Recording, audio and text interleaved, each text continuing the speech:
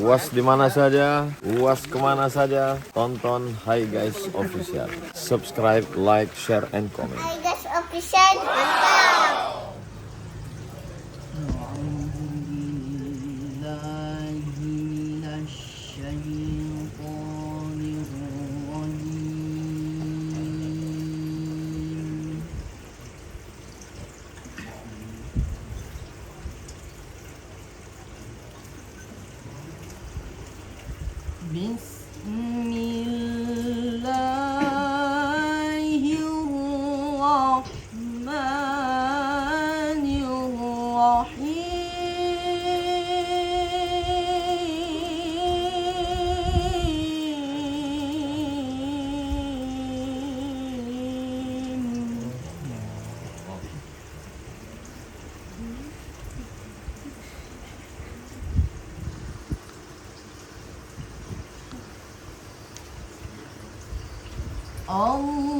Allahu nurus samawati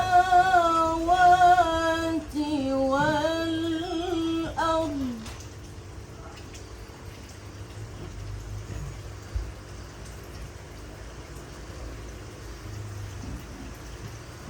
مثل نوره كمشكاة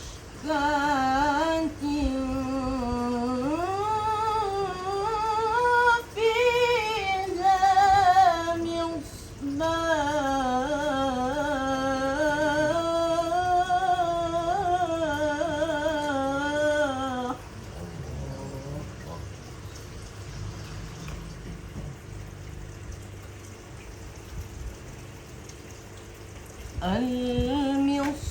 المصباح في زجاجة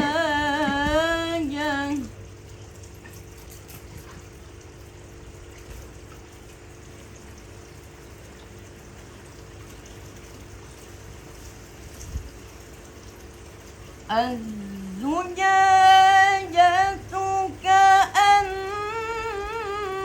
كأنها كوكب دري يوقد من شجرة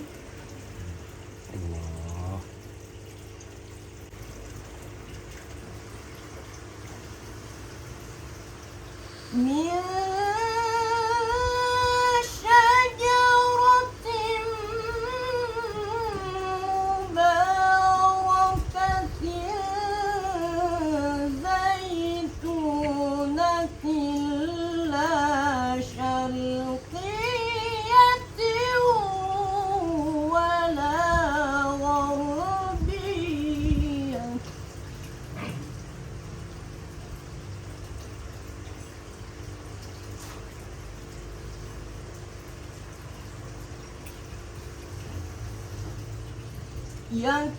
يكاد زيتها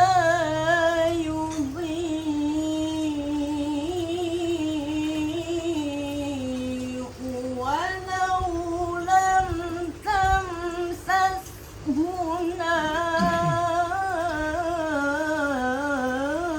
نار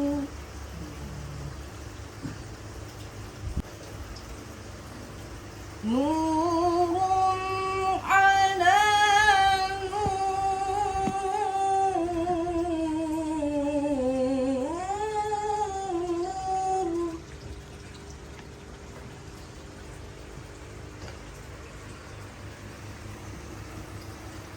يهدي الله لنوره من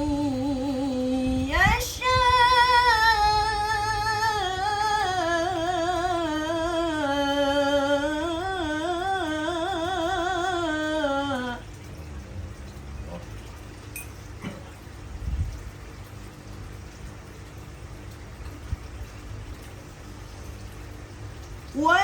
ويضرب الله الأمثال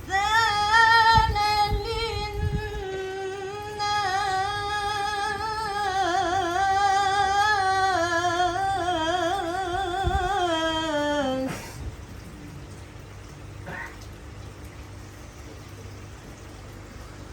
Wallahu bikulli syai'in alim.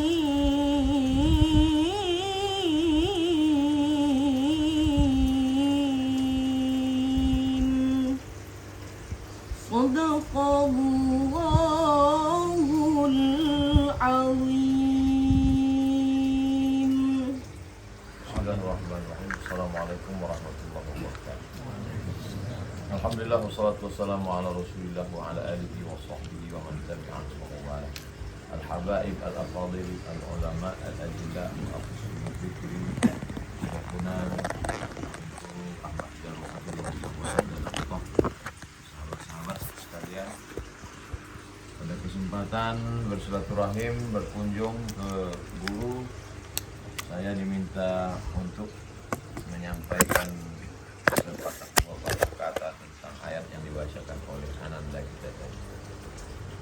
Dalam doa Nabi dalam salat tahajud, Allahumma ja'al fi qalbi nura wa fi sam'i nura wa fi basari nura wa an yamini nura wa an yasari nura wa min amami nura wa min fawqi nura wa min fawqi nura wa min tahti nura waj'al li nura. Dalam riwayat yang satu lagi, waj'alni nura.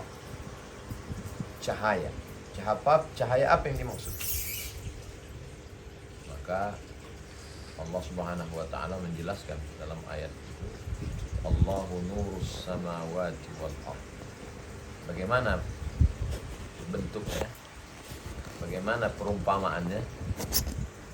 Masaluhu kamishkatin, seperti dinding yang dibuat lubang. Biasanya di lubang itulah diletakkan lampu. Fiha misbah. Al-misbahu fi zujajah. Letaknya di dalam kaca. Az-zujajatu ka'annaha kaukabun durriyun, seperti bintang yang terang benderang. Yuqadu min syajaratin mubarakatin, pohon yang penuh berkah. Zaitunatin la syarqiyah wala gharbiyah, tidak terikat dengan arah timur, barat, utara, selatan. Yudhi, dia tetap bercahaya, walau lam tamsas huna, jadi cahayanya bukan karena api, tapi dia adalah sumber segala cahaya. Begitulah Allah Subhanahu wa taala, yadribullahul amsal, Allah memberikan contoh perumpamaan. Jadi seringkali kalau Allah berikan contoh, sebetulnya kalau dikatakan sedekah itu pahalanya banyak, cukup. Tapi banyaknya seperti apa? Maka seringkali Allah berikan contoh. Kamathali habbah, satu biji. Ambatat sab'a sanabil, satu biji ditanam tumbuh 7 bulir, 7 cabang. Fi kulli subulatin mi'atu habbah, dalam satu bulir ada 100. Wallahu yudha'ifu liman yasha', Allah melipat gandakan lebih daripada itu. Wallahu wasi'un alim, Allah itu lebih luas karunia-Nya. Jadi kalau diceritakan tentang cahayanya bagaimana? Sebenarnya cukup dengan kalimat cahaya. Tapi kalau tidak disebutkan perumpamaannya kita bingung. Maka diumpamakanlah seperti dinding. Dinding itu yang biasanya ada lubang untuk meletakkan pelita. Lalu kemudian pelitanya itu di dalam kaca. Lalu terang benderangnya seperti bintang. Walaupun tanpa ada api dia terang benderang. Itu hanya permisalan, perumpamaan. Bagaimana sebetulnya bentuk cahaya itu? Maka kalau dilihat dengan mata, mata ini menipu. Imam Al-Ghazali melihat ada satu batang kayu di tepi sungai. Kayu itu bengkok.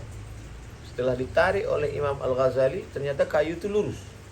Ternyata kayu kalau kita masukkan ke dalam sungai, setengah ke atas, setengah ke bawah, kelihatannya bengkok. Ternyata setelah ditarik, ternyata lurus. Maka kata Imam Al-Ghazali, kita tidak bisa percaya dengan mata, karena mata menipu. Zahir ini menipu. Akhirnya Imam Al-Ghazali terkena sesuatu yang disebut dengan syak, ragu dengan panca indera. Kita katakan harum, ternyata dicium orang lain bau. Minyak apa itu? Inilah minyak yang terbaik Ustaz, belum dicampur dengan apapun. Ini adalah minyak gaharu termahal, semua orang suka. Begitu saya cium, saya tak suka. Ternyata hidung menipu, mata menipu. selera juga menipu. Ini Ustaz Abdul Somad durian yang terbaik, the best, luar biasa. Begitu kita cicip, ternyata pahit. Bukan ini yang maksud, ini belum dicicip. Jadi ternyata kalau kita percaya kepada panca indera, dia menipu. Akhirnya Imam Al-Ghazali meninggalkan jabatannya. Waktu itu dia diangkat oleh Sultan Nizamul Muluk sebagai rektor di Universitas Nizamiyah. Imam Al-Ghazali kalau dia berjalan 70.000 orang mengikutinya dari belakang. Puncak dari syuhrah, dan ketika itu umurnya 37 tahun. Dan belum ada medsos. Jadi viralnya luar biasa Imam Al-Ghazali. Kecerdasan yang juga luar biasa. Semua sudah dia masuki. Dia masuk ke dalam aliran batiniyah, maka dia tulis kitab Fadaih al-Batiniyah. Dia masuk ke dalam usul fikih, maka dia tulis Al-Mustasfa.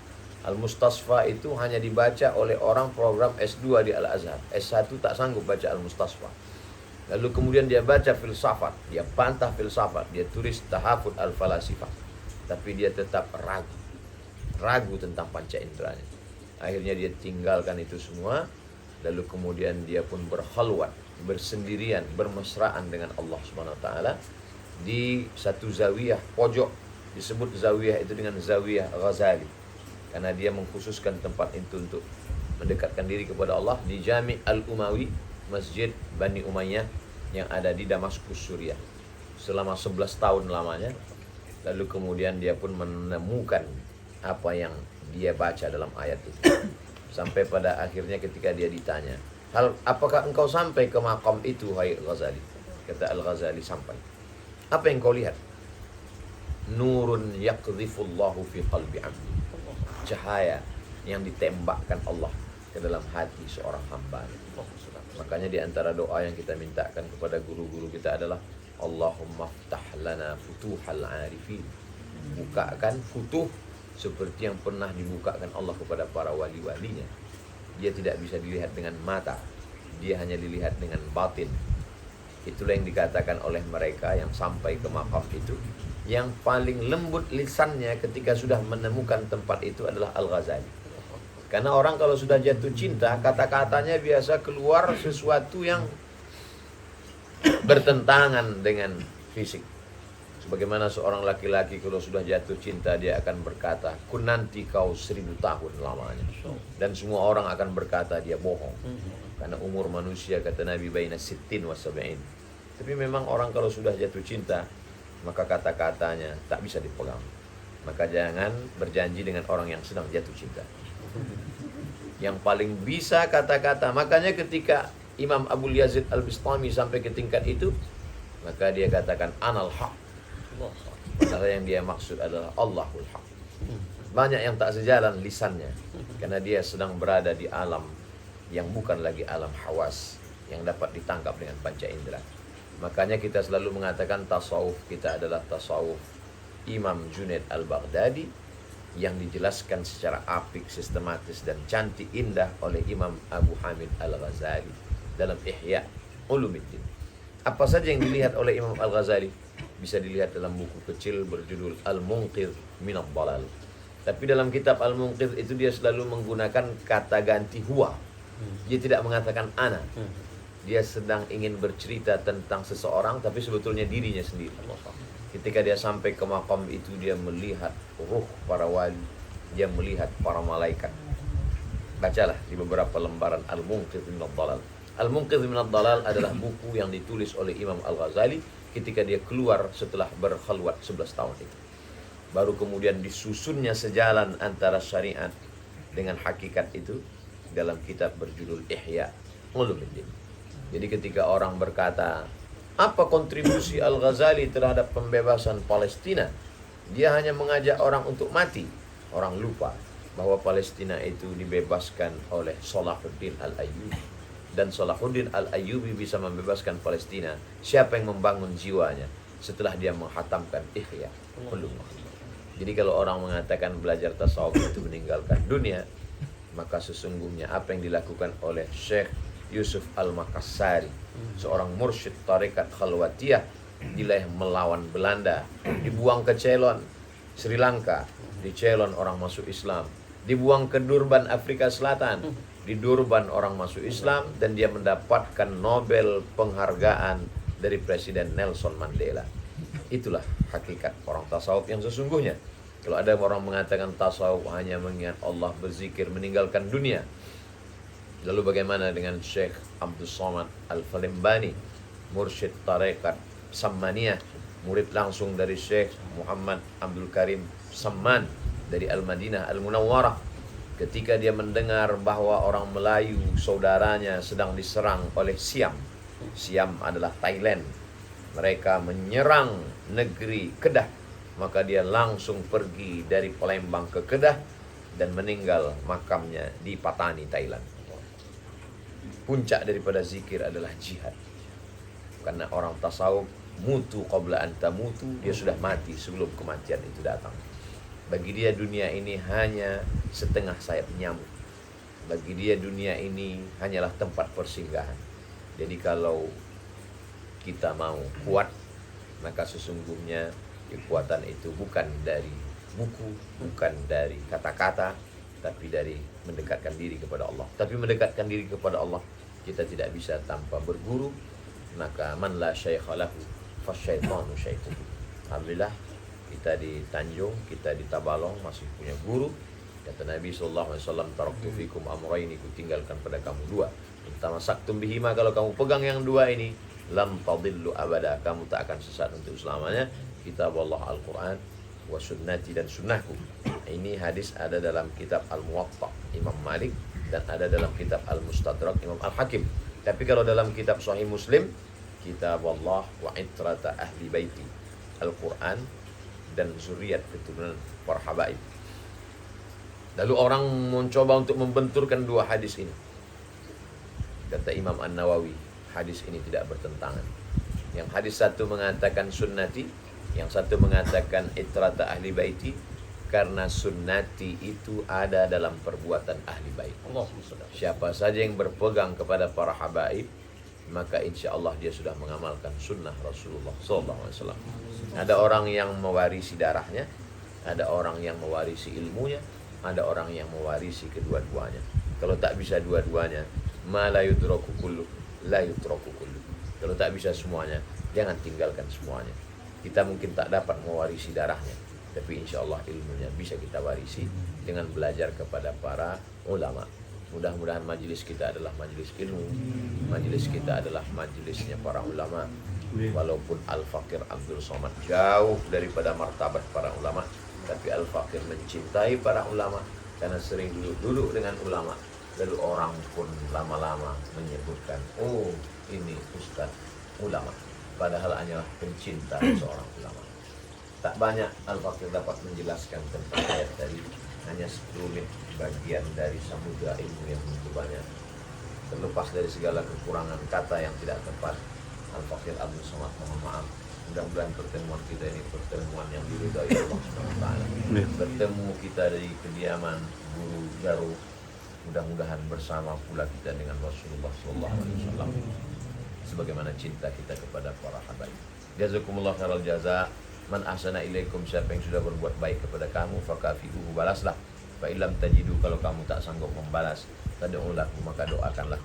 Kita doakan mudah-mudahan guru para habaib dijadikan Allah SWT suri tauladan, uswatun hasanah, dijadikan Allah sebagai mursyid, penunjuk jalan di tengah kebingungan umat di akhir zaman. Dan mudah-mudahan kita semua mendapatkan syafaat dari para habaib, guru-guru kita semua insyaallah. Aqulu qawli hadza, astaghfirullah li wa lakum. Wassalamualaikum warahmatullahi wabarakatuh. Hai guys, official.